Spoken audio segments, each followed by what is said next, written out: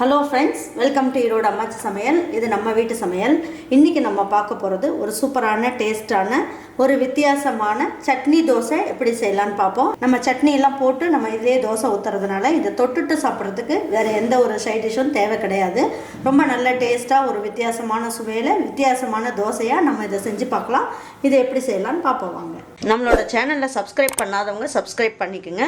சமையல் குறிப்புக்கள்லாம் உடனே உங்களுக்கு வேணும்னு நினச்சிங்கன்னா பக்கத்தில் இருக்க பெல் பட்டனை அழுத்தி வச்சுக்கோங்க. அப்படியே ஃபேஸ்புக், இன்ஸ்டாகிராம், ஷேர் சேட்டை ஃபாலோ பண்ண மறந்துடாதீங்க. நான் 2 பச்சை மிளகாய் போடுறேன், 2 பல் பூண்டு போடுறேன், ஒரு சின்ன பீஸ் இஞ்சி, புளியங்கொட்டை சைஸுக்கு புளி போட்டுக்கலாம். அதுக்கப்புறம் இதுக்கு தேவையான அளவுக்கு உப்பு போட்டுக்கலாம். இதுலேயே கொஞ்சமாக கொத்தமல்லி இலை போட்டுக்கலாம். இதில் வந்து என்ன ஒரு 1/4 மூடி தேங்காய் எடுத்து வச்சுருக்கேன், துருவி அதையும் போட்டுக்கலாம். இதை நல்லா பல்ஸில் போட்டு எடுத்துக்கலாம். இதை எடுத்துகிட்டு அதுக்கப்புறம் பொட்டுக்கல்ல சேர்த்துக்கலாம். பாருங்கள், இந்த அளவுக்கு நம்ம வந்து எல்லாமே பொடி பண்ணியாச்சு. இப்போ என்ன பண்ணலாம், ஒரு பிஞ்சு அளவுக்கு ஜீரகம் போட்டுக்கலாம். இதில் ஒரு 50 கிராம் அளவுக்கு பொட்டுக்கல்ல எடுத்து வச்சுருக்கேன். இதையும் போட்டு நல்லா பல்ஸில் போட்டு கொஞ்சமாக தண்ணி ஊற்றி அரைச்சிக்கலாம். சட்னி இந்த அளவுக்கு நம்ம அரைச்சி வச்சுருக்கோம். நல்ல ஜீரகம்லாம் போட்டு அரைச்சிருக்கிறதுனால நல்ல வாசனையாக சூப்பராக இருக்கும். உங்களுக்கு வேணுன்னா இதில் கொஞ்சமாக எடுத்து நீங்கள் கெட்டி சட்னி மாதிரி கூட எடுத்து வச்சுக்கலாம்.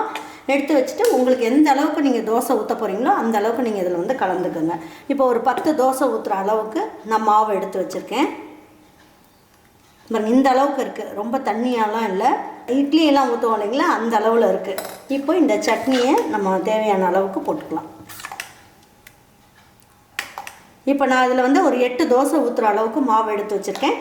இதில் ஒரு 6 கரண்டி அளவுக்கு நம்ம சட்னி போட்டுக்கலாம்.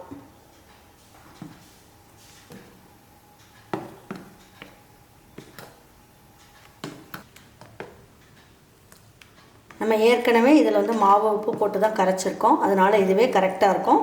இப்போ எப்படி தோசை ஊற்றலான்னு பார்ப்போம். இது வந்து புளிச்ச மாவு தான், அதாவது நேற்று அரைச்ச மாவு. இன்றைக்கி நம்ம வந்து தோசை ஊற்றுறதுக்கெலாம் வச்சுருப்போம் இல்லைங்களா, அந்த மாவு தான். அதில் தான் இந்த சட்னி தோசை செய்கிறோம்.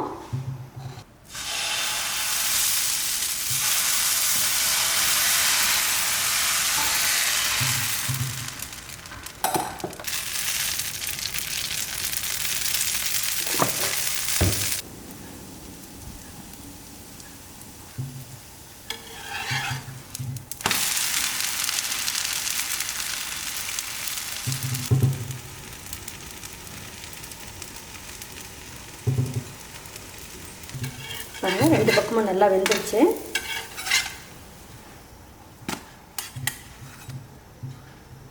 இதே மாதிரி எல்லா தோசையும் ஊற்றிட்டு உங்கள்கிட்ட காட்டுறேன். நல்லா டேஸ்ட்டான ஒரு சட்னி தோசை செஞ்சாச்சு. கொஞ்சமாக நம்ம வந்து இந்த சட்னியையும் நீங்கள் எடுத்து வச்சு நீங்கள் பசங்களுக்கு பரிமாறலாம். வேண்டானாலும் வெறும் தோசையே சாப்பிட்டுக்கலாம். அந்த அளவுக்கு டேஸ்ட்டு சூப்பராக இருக்கும். சட்னி தோசை உங்கள் வீட்டில் இருக்கவங்க எல்லாருக்குமே செஞ்சு கொடுத்துட்டு அவங்களுக்குலாம் பிடிச்சிருந்ததுன்னா லைக் பண்ணுங்கள், ஷேர் பண்ணுங்கள், சப்ஸ்கிரைப் பண்ணுங்கள், மறந்துடாமல் கமெண்ட்ஸ் பண்ணுங்கள். தேங்க்யூ ஃபார் வாட்சிங் ஈரோடு அம்மாச்சி சமையல். தேங்க்யூ.